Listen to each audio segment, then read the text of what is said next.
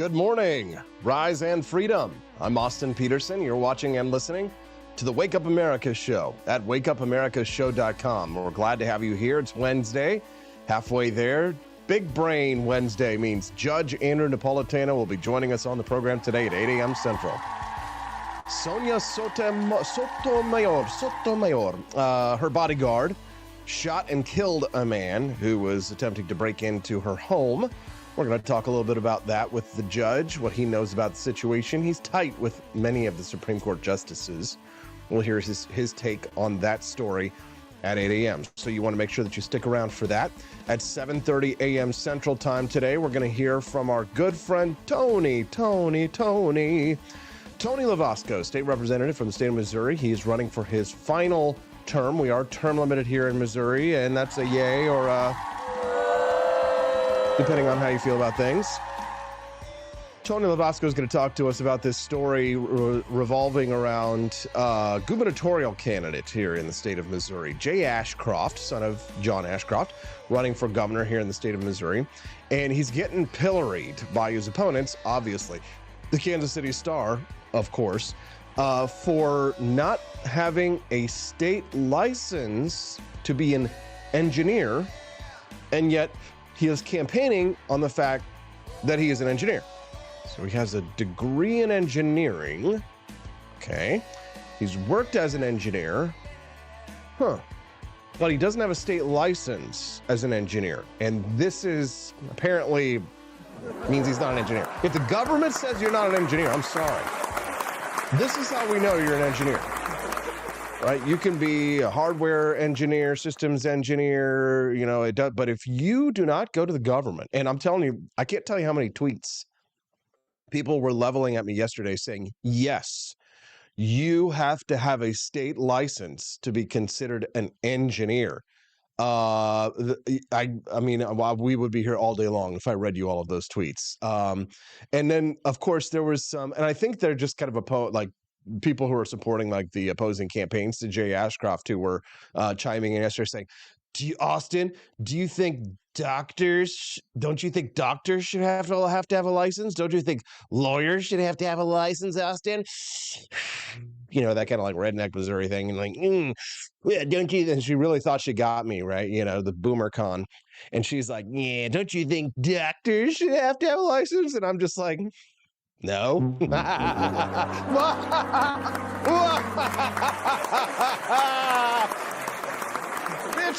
I don't even think we should have to have driver's licenses in this state. Do not come. Wait, what? Do not come. I'm going to come. I didn't mean to hit that. I'm going to come. Drew Van Winkle says, I guess I'm a fraud for calling myself a network engineer. No, oh, God! How dare you? No, God, please, no! Dad Bob Baboon has the right of it when he says licensing is a scam. There you go. What does it mean to be a professional engineer? Well, to be a PE, a professional engineer in the state of Missouri, what the government considers, you have to go pass a government test if you're going to do things like working on infrastructure or state projects where you have to sign off on blueprints. Okay, well, what if you're doing engineering in other fields? Not all fields require you to have a state license in order to be an engineer. Am I right? I mean, certifications maybe, but again, in terms of government licensing, you know how AP feels about these things. So we'll talk about it. Tony will be here. We'll have a little smoke. We'll have a little coffee. We'll have a little fun. It's the Wake Up America Show with Austin Peterson. I don't know what this accent is, but it's kind of fun, actually. If you're enjoying the content, what are you doing? You haven't clicked the like button yet. What is wrong with you? Don't forget to, your favorite Wake Up America Show host, AP, could be gone any day. Baby Hazel comes any day now. Any day now. Any day now, Hazel will come, and I will be gone for like 2 or 3 days. And you're saying to yourself, Austin, why don't you get Justin to host the show with your brother? He'd be great. Well, Justin's traveling. He's on the road, and he's going to come to Kansas City, and he's going to visit Baby Hazel. So, we got to have some family time together. So that just means 2-3 days of AP out when I go into labor. You know what I'm saying? How dare you? I have to sleep on an uncomfortable couch for a couple of days. It's going to be so rough. Oh, and Steffi's going to have it hard as well. So, now we're dealing with difficult questions like, should we induce if it doesn't happen by a certain time? Will there be, should there be, what do you call it when they stick the needle in your lower back? Whenever I get so nervous when I'm in front of you guys. And what's it called? Good for the love of God. A catheter, endometriosis. What is it? I don't know why I'm forgetting it. We talk about it every day on the show. Anyways, it doesn't matter. Painkillers, right? There it is. 2 or 3 days seriously, or as mommy says, got to spend more time than that with the babe. I will, but I come into work here in the morning and I'm gone for like 3 or 4 hours. And then I go back home and I work at home for the rest of the day. So it's not a big deal. Plus, somebody's got to bring home the bacon to feed the baby, right? Somebody's got to make the money, and I'm a man. I got to go out there and work, baby girl. I got to get them Rumble Rants. I got to get them purchases at forlibertyshop.com. If I'm not here working, I'm not earning. So, somebody's got to take care of bringing home the bacon, which reminds me, if you'd like to see today's bonus content instead of commercials, you know what to do. Get those Rumble Rant donations in early and often. If we hit $60 by the end of the show, in either Rumble Rants, YouTube Super Chats, or in purchases at forlibertyshop.com, you get to watch today's mini documentary, which is on this week's theme, the Supreme Court decisions that change history for better or for worse. I'm going to give you a pro tip, a little hint. Today's is a really bad one. Really bad Supreme Court decision, especially for people like us. Thank you, Nelson65 Epidural. We appreciate it. Lucas Liz says, go for the drugs.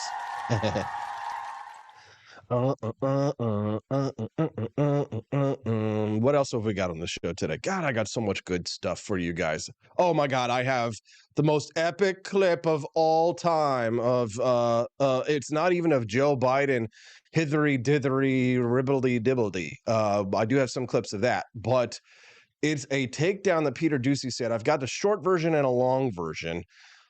This is the most brutal takedown I've ever seen a White House reporter do to the White House, the press secretary, to their face ever. And I've seen some good slams from Peter Doocy, but I have never seen a White House press reporter do something like what Peter Doocy did to Karine Jean-Pierre in front of everybody, in front of God and man. I will play that clip for you here in a little bit, but I got to finish setting up the show because we do have more topics to talk about. A couple of things that we're going to end the show on a little bit more of a fun note. I don't have a guest at 8:30.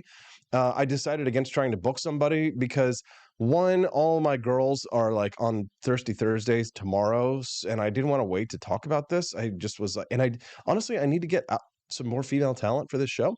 But I was thinking to myself, you know what? I'm going to do this story by myself. At 8:30, we're going to talk about this story that went viral on Outkick. It's called Dating App Red Flags Go Viral, and the list is scary accurate. I was laughing at some of these, and you guys know how I am. Like, I have a state certification for misogyny. So we're going to play that one. We're going to talk about that at 8:30. And then did you guys see the trailer for the new Gladiator movie? I haven't seen it yet, so I thought it'd be kind of fun for us to do a reaction at the end of the show today. So we're going to do a virginal reaction to Gladiator 2 movie. You know how I be virginal.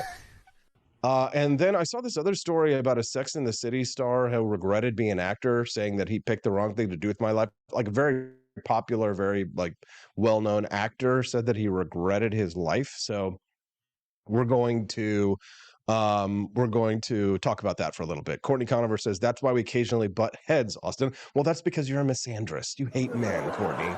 You hate men. It's quite obvious. So today's show is going to be a lot of fun. And you know what? Let's just get right into it because Joe Biden doesn't seem to be getting any better. Listen to this takedown by Fox News' Peter Doocy. My jaw hit the floor as I was listening to it this morning. He's sharpest before 8 p.m. So say that the Pentagon at some point picks up an incoming nuke. It's 11 p.m. Who do you call? The First Lady? Damn, dude. Listen to them laughing. Ouch. Good jab. He's not done yet. Look at Karine Jean-Pierre's face. Jeez. Oh, she knows that he got her good. And are you guys just not, since February, testing President Biden for Parkinson's or for dementia? Because if he gets a bad result, it's all over that day. All right, thanks, everybody. Whoa. Oh. I think I got Parkinson's from watching that clip. It broke my brain. Dude, Senator Mike Lee posted that video. Says this video proves once and for all that a likeness of Peter Doocy needs to be sculpted and then cast in bronze. Yesterday, Joe Biden went to give a speech at the 75th anniversary of the North Atlantic Treaty Organization, NATO. Take a listen to this. Have my own Joe Biden moment. Secretary, you've guided this alliance through one of the most consequential periods in its history. I realize, I was talking to your wife, I personally asked you to extend your service. Forgive me. Wait, what? What is going on there again? Watch this one more time. Secretary, you've guided this alliance through one of the most consequential periods in its history. I realize, I was talking to your wife, I personally asked you to extend your service. Forgive me. Okay, do we know what the hell's going on there? How about this one? Tell me this though. This is a bit of a, and there's community notes on this one on Twitter/X. Tell me what you think the president said right here. Just close your eyes and listen. What did he say? Much of the progress we made in the alliance is thanks to the secretary. He's a man of integrity and intellectual rigor, a calm temperament in a moment of crisis. Okay, so the only people who are going to be like, whose ears are going to perk up when they hear that.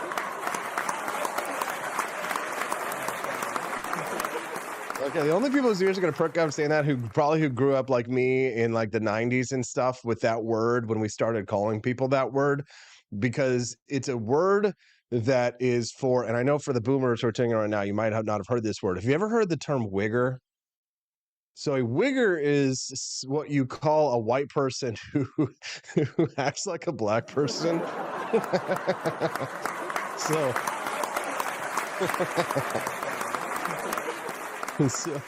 there, and obviously he meant to say intellectual. What's going on, Austin? The Founding Flavors coffee hasn't kicked in yet. I'm pulling my own Joe Biden's this morning. It's before 8 a.m. So here we go. So the president is just like, he's just now waking up this morning. So much of the progress we made in the alliance is thanks to the secretary. He's a man of integrity and intellectual rigor.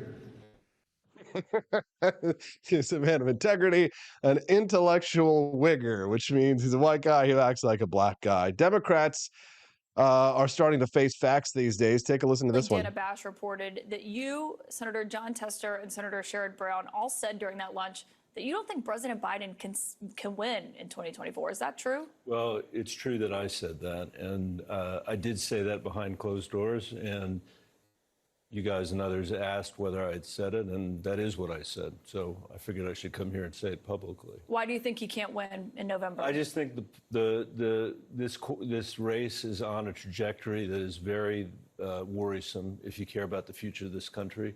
Joe Biden was 9 points up at this time. The last time he was running, Hillary Clinton was 5 points up.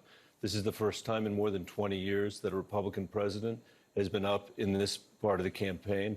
Donald Trump is on track, I think, to win this election and maybe win it by a landslide and take with him the Senate and the House. And so for me, this isn't a question about polling. It's not a question about politics.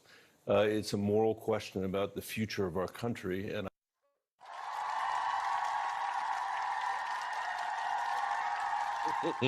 you love to see it. But he's not the only Democrat that thinks that Donald Trump's going to win. George Stephanopoulos was approached on the streets of New York City and asked this question. Take a listen. Hey, excuse me. Hey, how you doing? Good. What do you think? Do you think Biden should step down? You talked to him more than anybody else have lately, and you could be honest. You don't think he can serve 4 more years? All right, that's an answer. don't think he can serve 4 more years. That's George Stephanopoulos. Guy on the street comes up and approaches him, says, do you think he can do it? You talk to him more than anybody else have lately. And you can be honest. You don't think he can serve 4 more years? I don't think he can serve 4 more years. Oh, God, Jesus. Oh, Jesus. He had to come out and apologize for that. Now, doctors typically, like Dr. Bob Onder yesterday, doctors typically aren't supposed to make comments or pronouncements or judgments about people's mental health that they haven't formally treated. They're not supposed to talk about people they formally treated either. But that isn't going to stop people from fame whoring anyway, like this Democrat doctor who appeared on MSNBC yesterday to comment on the president's mental health. Those 8 White House visits by the Parkinson's expert. I'm joined tonight by Dr. Tom Pitts. He's a quadruple board certified neurologist. He sees patients with Parkinson's all the time. He diagnoses it. I want to be completely transparent here. You've never examined President Biden. From my knowledge, you've never even have you spoken yet to President Biden? Been in the same room as and we're just going to use what we have so far, which is what we've seen, the president's interviews, and the information coming out of the White House. So my first question to you is, as somebody who's a neurologist, what you've seen from the president over the last 2 years, what you saw at the debate, the last few interviews, the way he speaks, the way maybe he walks, have you noticed anything that gives you a red flag as a doctor? Oh, yeah, I see him 20 times a day in clinic. I mean, it's ironic because he has just such classic features of neurodegeneration. I mean, word finding difficulties, and that's not, I couldn't find the word. That's from degeneration of the word retrieval area. He's also overcome stuttering, though. Could that be part of that, too? They're doing anything they can try and save him. Mighty Megatron, thank you for the super chat. Or the Rumble rant. Thank you. I will look into that organization. I appreciate that. We are now $58 left to go in our $60 goal. No, this is not a palatal issue or a speech discrepancy, which is very different from a lemino dysfunction, actual word retrieval, where you pick a similar question or talk around the issue, plus the rigidity, monotone voice. Wait, go back to that, the rigidity. What do you mean? Rigidity, loss of arm swing, standing up lordotically. You notice when he turns, it's kind of end block turning. It's not a quick turn. So that's one of the hallmarks of Parkinsonism is rigidity and bradykinesia, slow movement. And he has that hallmark, especially with the low voice that said was a cold, hypophonia. This is not Joe Biden's doctor, by the way, Joni. This is just a neurologist, an actual neurologist commenting on his symptoms. Small monotone voice like this over time is a hallmark of Parkinsonism. I could have diagnosed him from across the mall. Here are some of the symptoms from Parkinson's. We just had him up there on the screen. If we can put him back. What about the movement? Some people have pointed out the way he walks. Sometimes it's not very fast, small steps. Is that something that is common in people who are battling a disease like Parkinson's? Yeah, it's a hallmark. Shuffling gait, we call that, so little steps. Loss of arm swing from the rigidity. When we walk, we have a nice cadence. You notice he doesn't really swing his arms. And end block turning, meaning he kind of pivots around his foot. If you said, hey, President Biden, he wouldn't go like this. So, yeah. But I also know, and tell me if I'm wrong here, it's very hard to diagnose Parkinson's, isn't it? It's not simple. I mean, I've heard that it can be.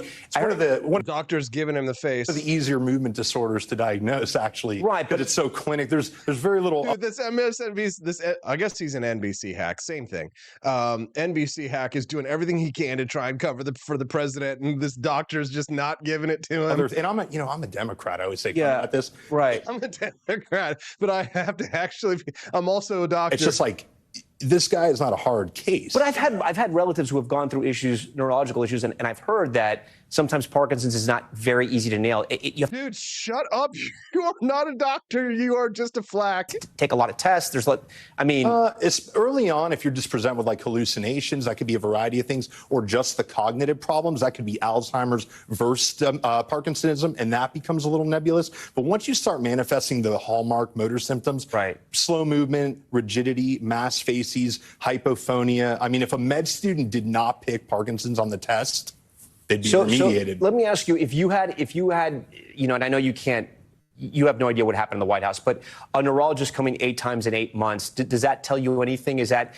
I mean, I know you're just sort of speculating here, but does that tell you anything or no? Well, I mean, I don't know if they're like the best of friends or something, but that's a very specific, he's a movement disorder. That's a subspecialist in exactly what he has. And there's very few young people, like a Marine Guard. Most people would be med boarded out for any type of movement disorder at a young age. Like if you had Huntington's chorea, early onset Parkinson's, dystonia, bad essential tremor, you're usually med boarded out. So I highly doubt there's. What does that mean, med boarded out? Med boarded, mean the military would not let you, if you have seizures, for example, you cannot usually be in the military. That is, you are so medical you're saying out. You don't necessarily believe, and they're not saying this, but they said there's thousands of military members that go to the White House that are treated there for health reasons. Yeah. You're not buying that that's a random military person. No, that would be very odd to just see a random movement disorder case at the White House, you know, especially a young guard. There aren't many young people that have movement disorders that could be in the military. And then, you know, a lot of people have called for a cognitive test. What exactly would that entail? What does that mean? Now, that's the key, because word finding retrieval doesn't necessarily mean you don't know what you want to say. What I cannot comment on is his ability to make good decisions. His motor symptoms are degenerating. He has Parkinsonism. That is a fact. You know, he has degeneration of the brain. Show me the MRI. Show me he doesn't. You know, put your money where your mouth is. He definitely has it. But the problem is, when you look at his situation, you can't say, oh, I know for a fact that because he didn't retrieve the word, he didn't know what he wanted to say. And that's why both him and Trump should take the 4-hour neuropsychological testing, which is the hallmark test for cognitive performance. What do you do in this test? A lot of things. So, for example, they may have you say as many words as you can in a... Yeah, absolutely. I think probably it should be... I would say that we should pass a constitutional amendment that the president of the United States should have to pass 2 tests. 1, this cognitive test, and then 2, constitution test. How about just simply make them pass the same test that immigrants have to pass when they come here to the United States? A minute that start with F, block building, retrieval. I may say cup and have you recall it 3 minutes later. Trail drawing. These are done with a professional PhD in neuropsychology. Has nothing to do with psychiatry. And we can tell if you have vascular. It's 4 hours long? 4 hours. It's a full day. We tell people bring a snack. It is a full day. And so not the MOCA, which was a bedside test that President Trump took. You know, these are tests that are screening tests. They don't rule in, you know, if you do great.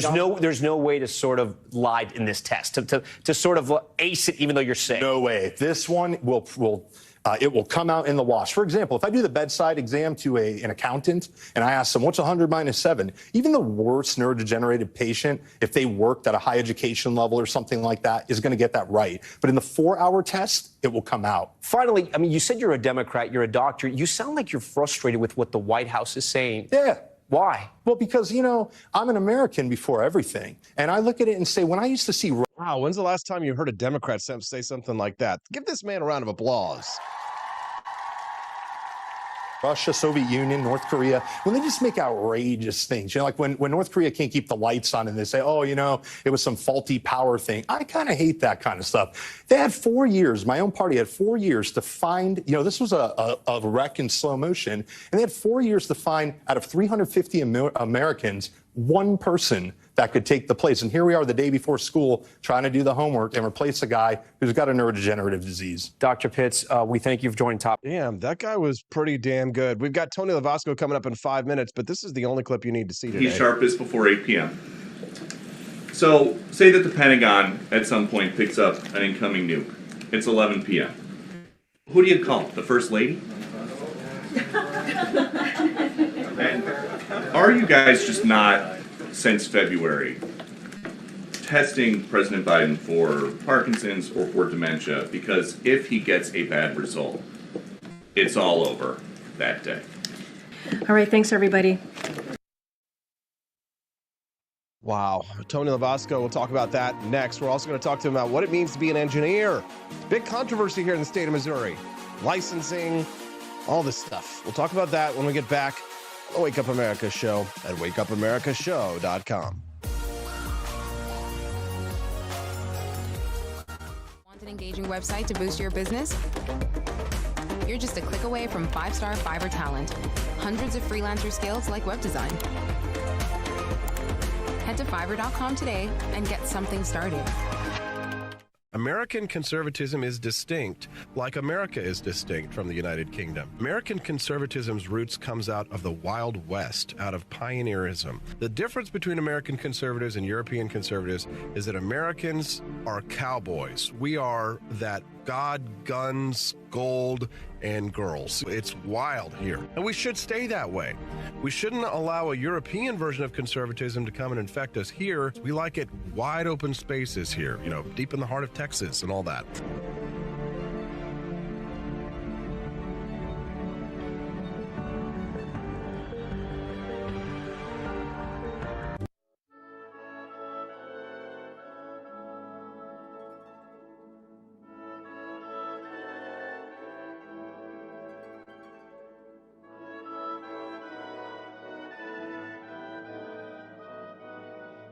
Hey there, it's your favorite Vice President Joe Biden. I wanted to talk to you today about the Wake Up America show, the best source for all your political news and commentary. But before I get started, let me just make sure I have all my notes in order. Okay, where was I? All right, the Wake Up America show. It's a great way to stay informed and make your voice heard. Boy, what was I saying again? Oh, right.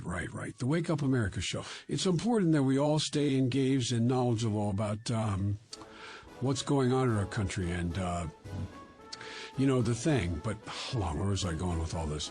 Oh, yeah. The Wake Up America show. It's a fantastic resource. And if you really want to make a difference, man, you can sign up to be a monthly donor at wakeupAmericaShow.com/support. Now, where was I? Oh, that's right, the Wake Up America show. So if you want to stay woke and support a great cause, head on over to wakeupAmericaShow.com/support and sign up to be a monthly donor today. And if you're feeling generous, you can even give a donation in my name. Thanks for listening, and keep on keeping on, America. Come on, man.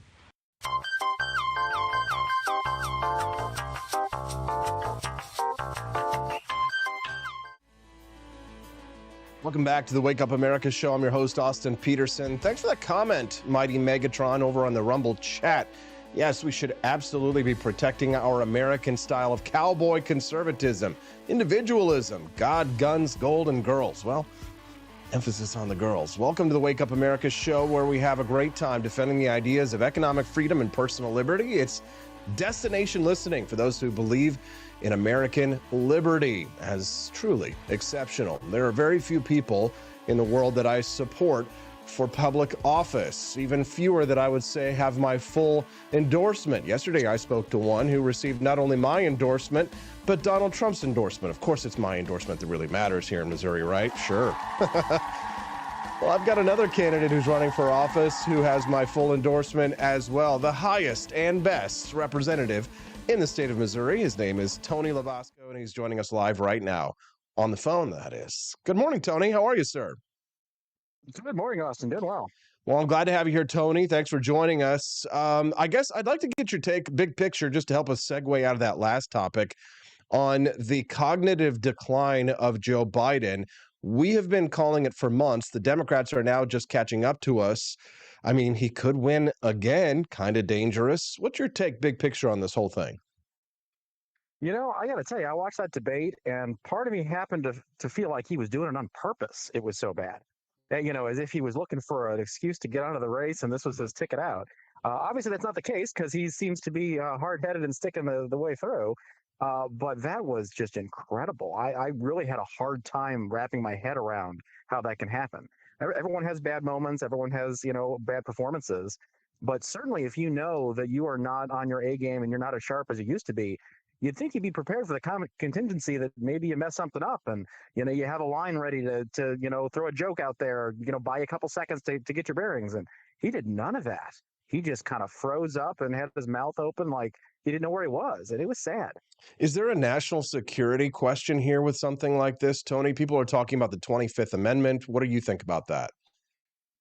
I think there's an argument there. I think honestly, the thing that it probably highlights, which is a little disturbing, is how little the president really does anymore. The handlers, the people behind the scenes, the folks that are really pulling the levers and the strings, quite frankly, are the ones that have been doing things all along. I think that's kind of highlighted by the fact that really nothing has fallen apart, despite the fact that Biden's cognitive ability is not exactly new. I think he's not really fit to serve as he is. Do I think they're going to kick him out and replace him with somebody else? Probably not. Yeah, Tony, it's kind of a dangerous situation if you really think about it, because knowing what state that he's in at this moment, he absolutely is not in charge. I mean, Peter Doocy, I don't know if you heard of this clip, but Peter Doocy asked the White House press secretary if a nuke gets launched at 11 p.m., the president's asleep, who do you call? The first lady? I mean, like, are you asking yourself, just like everybody else, like, who's really in charge there? Well, yeah, you got to wonder if it's one of those where he just gets briefed on what was happening, as opposed to what would you like to do. you always kind of wonder that going back, historically, previous presidents we've had, how much the president themselves directs things on a day-to-day basis versus their advisors and whatnot. I think it's very clear from looking at Joe Biden that the president is becoming more and more of a figurehead and less the person in charge, and that's scary. Yeah. If you're just tuning into the show, I'm speaking to Missouri State Representative Tony Lavasco about the mental health of the President of the United States. We've got a lot going on here in the state of Missouri on the state level, and we have a lot of listeners from Missouri, Tony, that tune into this show, and they like it when we talk about a little bit more local politics. The Kansas City Star ran with a headline either yesterday or 2 days ago, going after gubernatorial candidate Jay Ashcroft. He's in a three-way primary with Mike Kehoe and with State Senator Bill Eigel to become Missouri governor.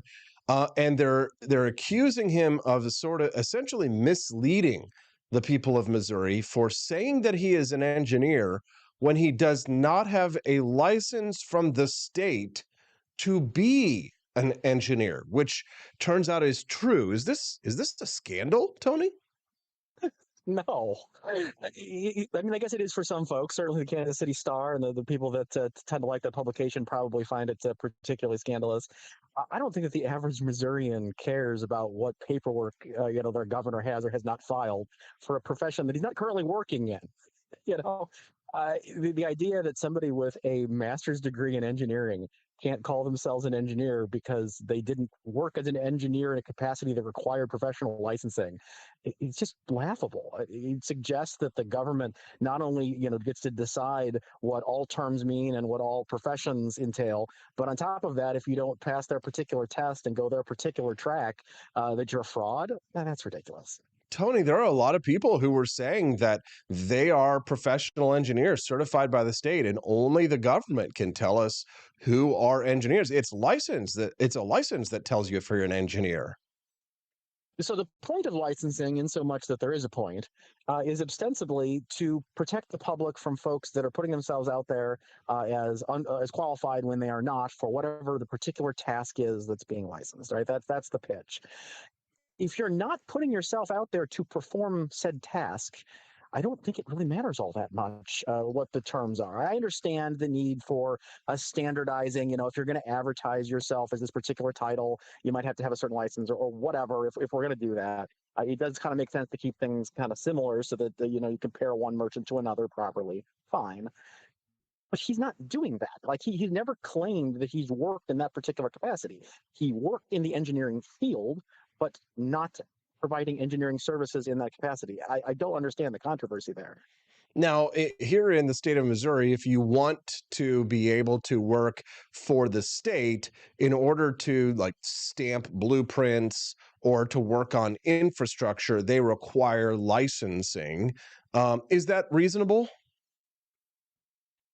I don't know. Maybe not. The concept of a license, in my mind, is at best to provide some kind of standardization, so that it's easier for the governments to perhaps check up on people who might be acting fraudulently. It's kind of a lazy cheat, so that they don't actually have to investigate the qualifications of a particular person. That being said, I think all things considered, in most cases, no, we don't need licensing for most professions. If you're building a bridge for MoDOT, okay, maybe I could see that making some sense. If you're a barber cutting somebody's hair, absolutely not. I almost got run over by a geriatric half-blind boomer in the Hy-Vee parking lot, and she was fully licensed by the state to drive a car. Your thoughts on this? Well, I think that brings up a good point, which is that a license provides a snapshot of someone's ability at the time that they take whatever exam or testing is necessary in order to acquire that license. It does not provide any kind of requirements for ongoing proficiency. And there are plenty of people that will acquire a license, maybe after college or after going through some kind of schooling, and then not work in that field, but they'll pay their fee every year to renew the license, keep it active. And then maybe, 15, 20 years later, they'll decide, I want to change careers. I've got that license in my back pocket. I'll go do the thing. And the industry may have completely changed in that interim. They may have no knowledge that's modern for that type of work, but their license is just as valid. And I think you're absolutely right. You talk about people driving, and, we don't require proficiency exams for drivers on a regular basis, and so that license that you get as a kid when you get in high school is more or less useless just a couple years later when you're no longer following most of the rules of the road. So at best, it's a very, very lazy way of seeing if people are proficient at a particular moment. That's all they do. Well, and of course, they give you a fee. Well, one of the good things about licensing I hear from people who are licensed, hairdressers, for example, is that they will say, "Well, this helps me to command higher wages because it provides a barrier for entry from competition. That way, I can have my job protected." So, isn't that one of the good things that licensing does? Is it keeps wages high for people who have acquired the government license? No, that would definitely be a bug, not a feature. And I would point out, I don't think I've ever heard of someone defending professional licensing by saying that it helps to keep their wages high. No, what they say is, well, I had to do the work to get the license, and so should they. As if, collective punishment is somehow a valid option. No, all it does is it protects the entrenched people from competition. And you'll find out in more and more of these professional licenses, and the more prestigious the license becomes, the worse it is. You find that the people that are entrenched in that business are the ones controlling who gets the new licenses. They're the ones on the boards that review. They're the ones who get to decide what the rules are, what the qualifications are in order to meet the needs of that license. And they design them specifically to keep competition out.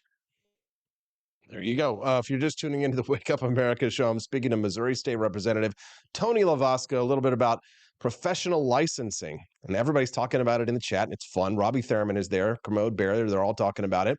And we're glad to have them here. Don't forget to click that like button, guys. Helps to support the show. Tony, you are in a heated primary yourself here to try and go for your final term in the Missouri State House of Representatives. How's the campaign going? It's going well. Honestly, I'd prefer it be a little bit cooler out. Knocking those doors when it's 95 degrees out is not my favorite thing. But since we've gotten some rain and the weather subsided a bit, I think it's pretty nice.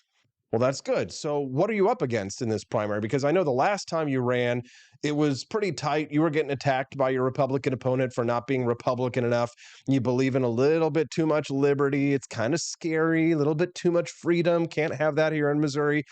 Is it the same situation right now? You've got a Republican coming at you from your left? Well, sort of not. It's a little different. I had two opponents last time. This time I've only got the one. She did run against me the last cycle. And her beef with me seems to be a combination of she thinks that I'm not loud enough. And I think more specifically, I think she has trouble reading how votes work. She's criticized me on a few votes I've taken on some bills, perhaps either not realizing or maybe consciously realizing, I don't know, that I had taken different positions on bills that were written better. One of the most important jobs that we have in the legislature is picking and choosing which bills make it to the finish line, and a lot of them shouldn't. And so I've had a lot of no votes on bills that have really great sounding topics like, protection for child sex trafficking, et cetera, et cetera. And I vote no because there's something bad in that bill that I cannot abide being in our law. But it doesn't mean that I'm against the topic. It doesn't mean that I wouldn't support or haven't supported different bills with better provisions. The reality is there are some dishonest actors in my race and other races across the state that try to paint people who are picky about legislation as folks that are just against the Republican Party. And I think that needs to stop. Now, I don't know much about legislating, Tony, but when a bill says stop child trafficking, that means that the bill is trying to protect children, right? Well, the title of the bill tells you what's in it. Well, sometimes not. There's plenty of Christmas tree bills that are loaded up with totally unrelated things, and that happens. But honestly, even a single subject bill can be atrocious. One of the bills that I spoke against on the floor that my opponent has hit me on was a bill about sex trafficking. Overwhelmingly a good bill, had a lot of good provisions in it that I definitely supported, which I said publicly. There was a provision in there that would make soliciting a prostitute, a first-time offense, an automatic felony, which would strip someone of their gun rights for the rest of their life. A vastly disproportionate sentence for a crime that, quite frankly, doesn't hurt all that many people. We're not talking about, child sex trafficking victims. We're not talking about, if the person did kidnapping or was directly involved in any kind of crime. We're talking the run-of-the-mill idiot who makes a stupid choice when he's drunk, whatever. That is insane to me. That is over-policing. we should not be taking away people's firearms the rest of their life for nonviolent offenses. So I stood up, I said that on the floor, and she ran a mailer against me about that, right? I literally said if the Senate would remove that provision, I would gladly support the bill otherwise. Said it publicly. Okay. Well, they don't care about that. And that's how the game's played, right? That's how elections work. You find nitpicky things to go after your opponent. I get it, but it's still frustrating. Okay, well, Tony LaVasco, Missouri State Representative, joining us now, talking to us a little bit about his re-election campaign. Can we talk about other elections in the state of Missouri? For example, the Secretary of State race has become a veritable clown car. Not to say that the candidates are clowns, maybe some are, some aren't, but in the sense that there's a billion people running for this. We've got Mary Elizabeth Coleman, Denny Hoskins, Adam Schwadron, Angry Latina chick, I forget her name, and then like 4 or 5 other people. Do you have a favorite in the Secretary of State pick? That seems to be like that, and the governor's race is kind of like the big races. You know, I stayed out of that one mostly because I've got a couple friends running for that, and I do not want their ire if I had to pick between them. You know, the thing that's really struck me, it's very odd about the Secretary of State's race, is there's a lot of money floating around in that race, and I have seen basically no advertising from anybody. I'm kind of wondering, we got 4 weeks left. Like, when are they going to start spending their war chests? Yeah, that's a good point. Yeah. Do you have a favorite in the governor's race? I think we had a bad connection there, Austin. Yeah. I can't hear you. No, do you have a favorite in the governor's race? Oh, do I have a favorite in the governor's race? You know, that's an interesting one. I do, and I think I mentioned last time I was on your show that I would be making an announcement probably about that coming up, but I'm going to wait till last minute on that one. I got a campaign to run. Damn, Tony, making us wait. God. Well, Tony, if people are interested, because I know you have a lot of supporters who like to tune in to listen to the show. If people are interested in learning out more about your campaign, or perhaps they want to help Tony, where can they go to help you? You know, funny you mentioned that. I actually have a website called helptony.com. If you'd like to volunteer for the campaign or toss me a few bucks, help keep the lights on. If you want to learn more about me, you just go to TonyLaVasco.com. There we go. No way. You can just go to helptony.com. You've made it so simple, Tony. Try to make it easy. Good. We'd be glad to hear that you got reelected this fall, Tony. It's definitely one of the races that we're all keeping an eye on here. Thanks for getting up so early and joining us here, even if it is on the phone. Next time you're in Jeff City, come and join us here in studio. Okay, bud? Absolutely. Thanks, Austin. Have a good one. Let's give it up for Tony LaVasco. I like it. I love it. I want some more of it. If you're enjoying the Wake Up America show, you know how to show us how you like us. Click that like button. If it's your first time here watching the Wake Up America show and you're liking this content, then don't forget to click the follow button in Rumble before you leave. The Wake Up America show streams live every Monday through Friday from 7 to 9 a.m. Central Time. This is Destination Listening. Make sure that you join us here on the show every Monday through Friday, 7 to 9 a.m. Central Time. Again, 7 to 9 a.m. Central Time. It's a great way to start your day. We've raised $4 towards the $60 goal. Man. Am I sucking today? Is something wrong with me? $4 towards the $60 goal today in order to unlock today's bonus content. Don't you guys want to see today's bonus content? No, God! No, Really? God, please, no! You're not interested in finding out about some of the Supreme Court cases that changed American history? Okay, gosh, dang, guys. I know it's only Wednesday. We've got a few more days to go until we get to the weekend. But anyways, I'd produce the mini documentaries. If you don't want to see them by the end of the show and we haven't unlocked it, then it goes away forever.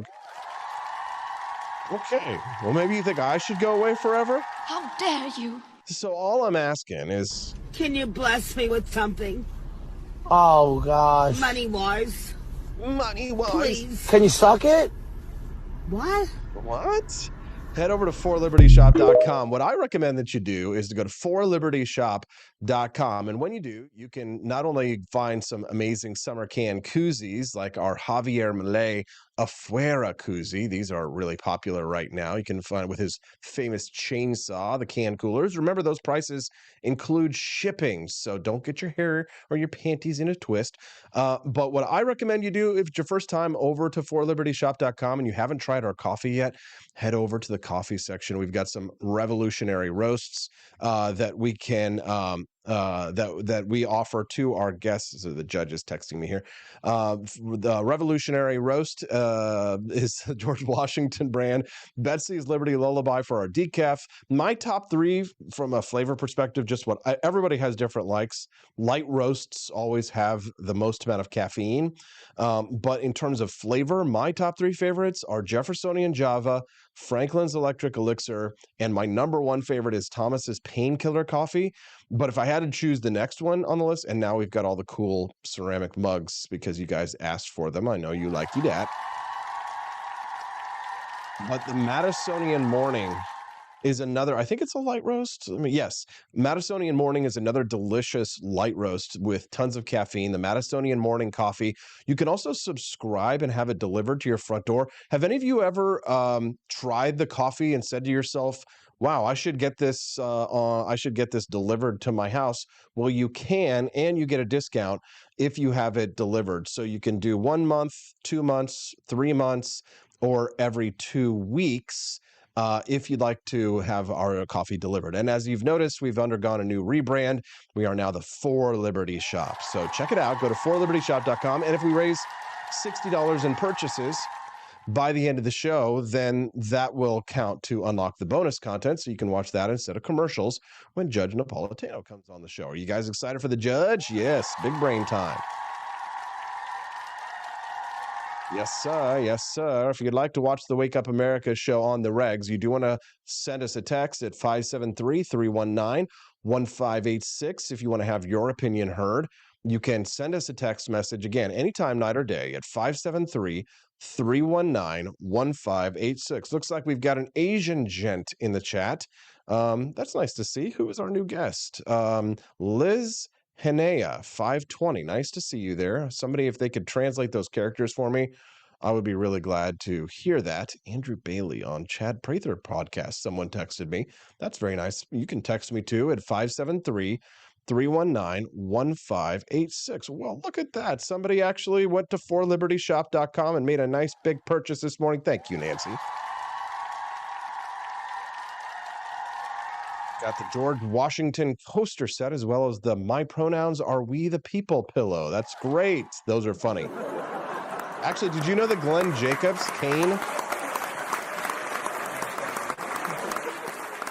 We're now only $1 away from the $60 total there. So did you know that Glenn Jacobs, the mayor of Knoxville, Tennessee, actually bought that My Pronouns Are We the People pillow, and it sits in his office in Knoxville, Tennessee, which I think you guys would find kind of an interesting little bit of trivia. Glenn Jacobs, libertarian, he's Republican, but Liberty Republican, mayor of Knoxville, Tennessee. So yeah, very cool. The We the People, My Pronouns Are We the People pillow, designed by, I think, Stephanie. Steffi just made that one. So we've got someone else. Oh, there you go. You guys, you did it.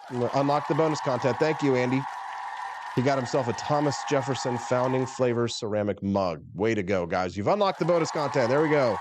You get to watch that instead of commercials. This week's theme for the bonus content is Supreme Court decisions that changed history. Today's is a very big, very bad one. I want to talk to Judge Napolitano a little bit about his thoughts about Biden's mental health. Yesterday at a NATO summit, Joe Biden had this to say. Secretary, you've guided this alliance through one of the most consequential periods in its history. I realize, I was talking to your wife, I personally asked you to extend your service. Forgive me. Not quite sure I know what's going on there, but I think we all know what happened here. Be sharpest before 8 p.m. So, say that the Pentagon at some point picks up an incoming nuke. It's 11 p.m. Who do you call? The First Lady? Are you guys just not, since February, testing President Biden for Parkinson's or for dementia? Because if he gets a bad result, it's all over that day. All right, thanks, everybody. Bro, that was painful. The Cook Political Report made their 6 changes to the Electoral College ratings. Arizona now a toss-up, leaning R. Georgia, now a toss-up, leaning R. Minnesota, likely D to leaning D. Nebraska, likely D to leaning D. New Hampshire, likely D to leaning D. Nevada, toss-up to leaning R. Wow. Damn. Some big changes there. Joe Biden doesn't lead in a single national poll after the post-surge debate. NBC News national political correspondent Steve Kornacki. So, Steve, there has been quite a bit of polling done in the 12 days since the debate. Can you show us if there's been any change in the numbers? Yeah, there has been, and it becomes a question for Democrats. How do you interpret it? So what we're going to show you here, these are 8 polls. These 8 polls have all been conducted entirely after the debate, and these are the results from those polls. And then what you're seeing next to it in the right column here, same poll, their previous poll before the debate. So you're getting each poll compared what they found before, what they found after. A few of these, though, they were conducted back in the spring, so there's a bit of a time lapse on them. But I think you do see some clear patterns here. First of all, this one is obvious. Every poll since the debate has either had Donald Trump ahead of Joe Biden or a tie in one case. And most of these polls have shown some kind of a movement from toward Trump and away from Biden. Trump by 1 to Trump by 2, Biden by 2 to Trump by 2. Not all of them, but you see a pretty clear pattern. So I think what you see here is a Trump lead here. If you average these all together, his lead on average, Trump's is 3.4 points in the post-debate polling. In movement from the previous polls, about 2 points, about a point and a half, 2 points of movement toward Trump since the debate. It's amazing that the Biden White House has blown up so much that MSNBC, CNN, NBC are now actually forced to report facts, because if they didn't, not that they aren't already propaganda outlets, but it would be much more difficult for them to cover it up now. And the journalistic outfits, obviously you can't trust reporters and journalists, but some of them do want to try and keep some semblance of credibility. So when they see things like this, they have to report on it, or they could, just become out and out propaganda organizations. I know what you're going to say. They already are like that. But as someone who's worked in the mainstream media, I can tell you, even at NBC and MSNBC, there are people who are trying to protect their reputations. And many of them are embarrassed right now. Becomes a question for Democrats. How do you interpret that? I mean, some Democrats might make the case. You hear them making the case that, look, this is still close. The bottom hasn't fallen out. It's not like Biden's lost 10 points, 20 points, something clear, something definitive. Democrats could say, hey, this is something that can be recovered from. On the flip side, other Democrats, I think your previous guest just was making this point, would look at this and say the bottom line, Joe Biden does not lead in a single one of these polls. Joe Biden's lost ground in most of these polls. And we live in a world where the margins are very thin in elections, one way or the other. And a shift of a couple points may seem small, but it can be decisive. So some Democrats could look at these with just alarm, and others could look at them and say, it hasn't changed that much. It's a matter of interpretation. Indeed. Steve Kornacki. Steve, thank you very much. Is that a matter of interpretation? I think it's pretty clear. Wonder what you think about that. Let me know. But there's really only one clip to watch today, and we're going to watch it over and over again. He's sharpest before 8 p.m. So, say that the Pentagon at some point picks up an incoming nuke. It's 11 p.m. Who do you call? The First Lady? Bro, even the rest of the White House they're laughing at him. The press is laughing at him. Even now, they can't contain themselves. And are you guys just not, since February, testing President Biden for Parkinson's or for dementia? Because if he gets a bad result, it's all over that day. All right, thanks, everybody. Whoa, bro, wow.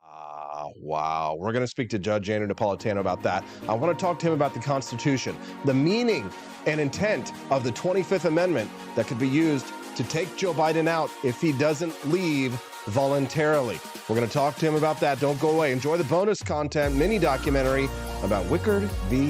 Filburn. Supreme Court case looks at Wickard v. Filburn, the most insidious anti-economic liberty decision in maybe the entire history of the United States. Wickard v. Filburn was a landmark Supreme Court case that explored the extent of Congress's powers under the Commerce Clause. The case revolved around a farmer, Roscoe Filburn, who grew more wheat than the federal government allowed. Despite using the excess wheat for personal consumption, the government fined Filburn. The court's majority opinion, delivered by Justice Robert H. Jackson, emphasized the economic effects of production under the Commerce Clause. The court ruled that even small-scale personal production could impact the broader market. Filburn's actions, combined with those of other small farmers, could influence wheat prices and market stability. The majority opinion argued that the economic effects of homegrown wheat were substantial enough to warrant federal regulation. The regulation aimed at maintaining stable market prices and avoiding market fluctuations caused by excess supply.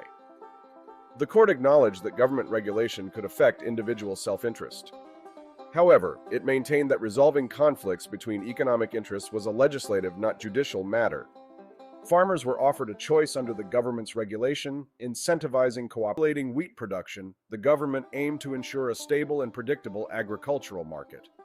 The government provided options for farmers to comply with regulations, emphasizing flexibility. The ability to store wheat and receive loans offered farmers practical solutions to manage their produce. The case underscored the interconnectedness of individual actions and broader economic impacts. It set a precedent for understanding the reach of federal powers under the Commerce Clause. Wickard v. Filburn demonstrated the court's shift towards considering the economic realities of production.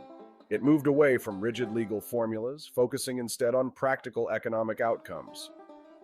The decision reinforced Congress's authority to regulate activities that, in aggregate, affect interstate commerce. It established that even indirect economic effects could justify federal intervention. The ruling had far-reaching implications for federal regulatory power. It affirmed that the government could regulate local activities if they had a significant impact on national commerce. In conclusion, Wickard v. Filburn was a pivotal case that expanded the interpretation of the Commerce Clause. It emphasized the economic interconnectedness of local and national markets, justifying broader federal regulatory authority. It laid the path for Obamacare and has been a thorn in the side of limited government activists for 100 years.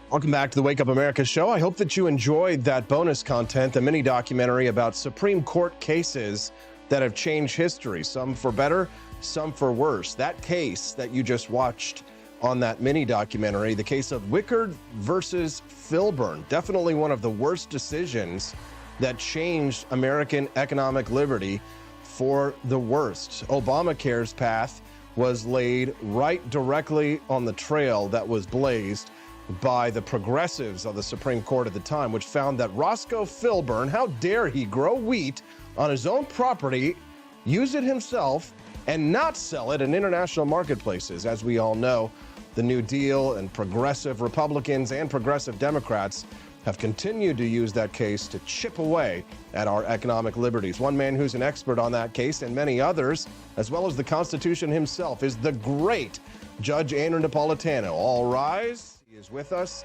now. Your Honor. Oh, Austin, good morning. It's funny you should mention that case. It's been a beast in the night to me ever since I first studied it, studying constitutional law at Princeton, where my desk mate, the guy sitting next to me, who was not agreeing with me on my condemnation of the case, but today agrees, was my classmate, Sam Alito. Justice Scalia told me that he thought they had the votes to overturn Wickard versus Filburn at the time of Obamacare, but we all know what happened with Obamacare. The Chief Justice, who's more a politician and would be more comfortable in the Senate than on the Supreme Court, the way he reasons, changed his vote, and they didn't have the votes to invalidate Wickard. Wickard, of course, allows the government to regulate infinitesimal, immeasurable economic activity, even if not interstate, on the theory that if many, many, many infinitesimal, immeasurable economic acts were added up in the aggregate, they would have an effect on interstate commerce. It has unleashed all the post-1937 draconian federal legislation that has been visited upon us. It's big government's favorite, and it's been in the crosshairs of libertarian jurists for a long time. And I think there are enough votes on the court for it to go once the right case comes to the court. I believe Justice Gorsuch, I know Justice Gorsuch agrees with us on this, and I believe he has the votes to kill this monster. Judge, I'm curious. My civics class is getting a little hazy as I get older and grayer. I'm trying to remember the proper checks and balances. If a Supreme Court decision like Wickard v. Filburn has been handed down, I was under the impression that it required a constitutional amendment in order to overturn it. But can a simple act of the legislature signed by the president overturn it? And I guess Supreme Court decisions can be overturned by subsequent Supreme Court decisions? Yes. So the answer to your first question is no. Legislation cannot, strictly speaking, overturn a Supreme Court opinion. Congress could enact legislation that might undermine it if the facts in the case were to change, but Congress can't overrule the Supreme Court. The Supreme Court, of course, can overrule prior decisions. Brown versus Board of Education overruled Plessy versus Ferguson. The Dobbs versus Jackson abortion decision overruled Roe versus Wade. So yes, the court is not crazy about doing that, but from time to time does so. But Wickard against Filburn has been on the dirty dozen of nearly every conservative and libertarian legal scholar whenever they're fantasizing about which cases they would get rid of. Wickard versus Filburn is right up there with Korematsu and Dred Scott. Yeah, yes. It's funny you mentioned those because those were the mini documentaries I produced. Yesterday's was Korematsu's, and Monday's was Dred Scott. So the next 2 days, I think people will be eager to hear what were some of the other worst up there. Would you put the Slaughterhouse cases up there in our top 10 of deplorables? Yes, I would have certainly dissented in the Slaughterhouse cases. The Slaughterhouse cases, of course, found that the right to work is not a fundamental liberty, and therefore the government can regulate it, whether it's by creating monopolies or favorite legislation. Obamacare, the Affordable Care Act is clearly up there. Roe versus Wade was up there. Korematsu, we know about that. There's one or two others that are in the weeds from the earliest FDR years that would be up there as well, but none as poignant as Wickard against Filburn. There is a case in the Second Circuit, that's the federal appeals court that covers New York City, name escaping me, that has to do with regulating the wages of window washers, people that go up the side of skyscrapers to wash the exterior of the windows. And the court rationalized that when you are up on a skyscraper, if you turn around and look, you can see New Jersey. And therefore, interstate commerce is implicated because you're standing in New York and looking at another state. This is how absurd these interstate commerce cases were. There's even language in Wickard against Filburn talking about how the water that Roscoe Filburn used to water his wheat came from a river that originated in Indiana. I mean, this is really... it's hard to believe that judges wrote this stuff seriously, but they did. Judge, how do you feel about left-wing calls to pack the courts before Donald Trump could potentially take over this fall? Well, I condemn the idea of fooling around with the court. I mean, look, Trump put 3 people on the court, 2 very smart and 1 not so smart. I won't mention names, but 3 that he believed would further... He doesn't have a judicial philosophy, but the people around him have a judicial philosophy. Leonard Leo and the Federalists, and he, as it was explained to him, generally agreed. That's what presidents do. John Roberts and Sam Alito were put on by George W. Bush. He hasn't been president in 20 years, but that's the way the system works. If you pack the court in anticipation of the arrival of a presidency that you want to resist, the court will just become another legislature. This will happen over and over and over again. I mean, the whole purpose of an independent judiciary is to be anti-democratic, to preserve the life, liberty, and property of the minority. Could be a minority of 1 from what the majority through congressional legislation and presidential action wants to do. It's not supposed to be popular. It's not supposed to reflect contemporary mores. It's supposed to reflect the mores of the framers. Unfortunately, it does reflect the mores of the presidents who nominate these people, but that's our system. It wouldn't work if it became a super legislature. Judge, I know that you and I are of the same belief that the Constitution restricts the government. It doesn't restrict the people.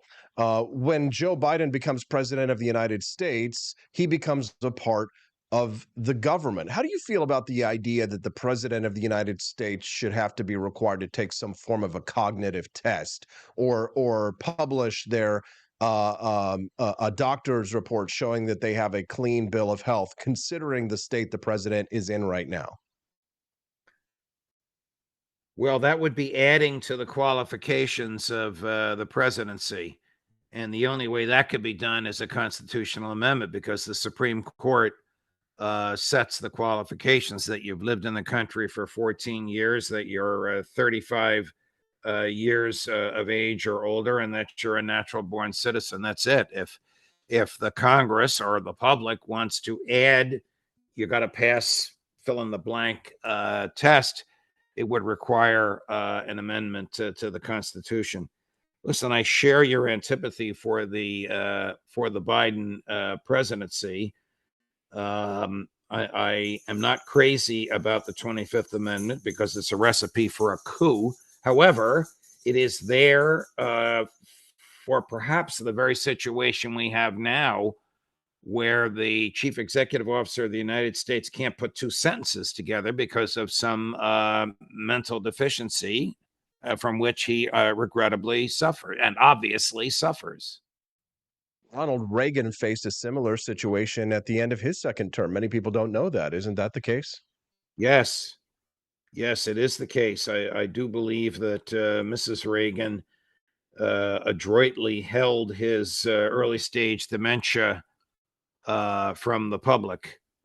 I also believe that his farewell letter, a beautiful, moving letter in gorgeous handwriting, was written well before the end, because I don't know that he could have written such a letter at the end.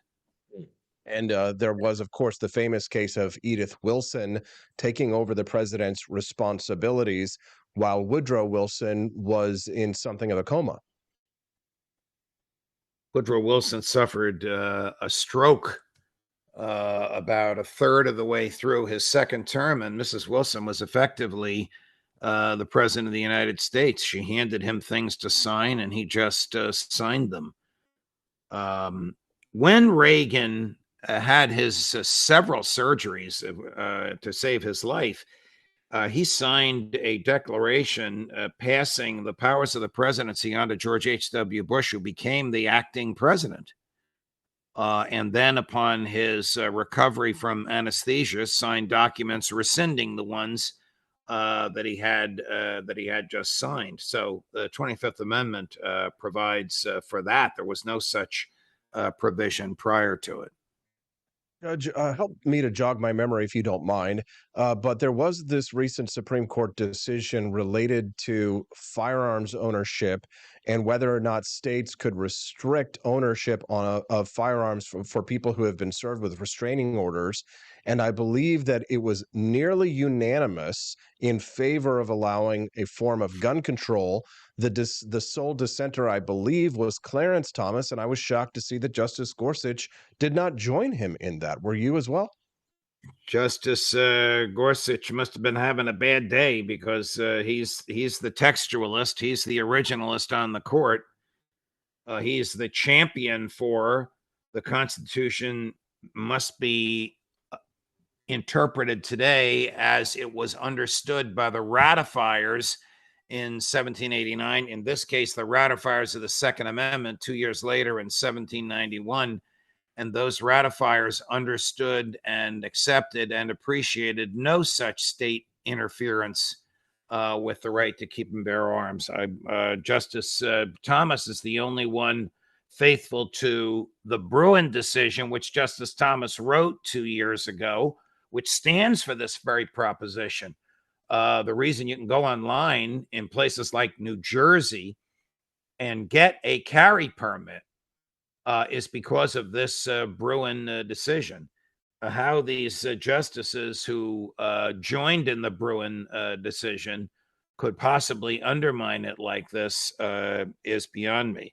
The next thing you'll see undermining it are these red flag cases where your neighbor or your estranged cousin thinks you're too dangerous and they go to a judge because a state law allows them to, saying Austin Peterson or Andrew Napolitano are too dangerous, take away their carry permits and take away their guns. This happens in some states.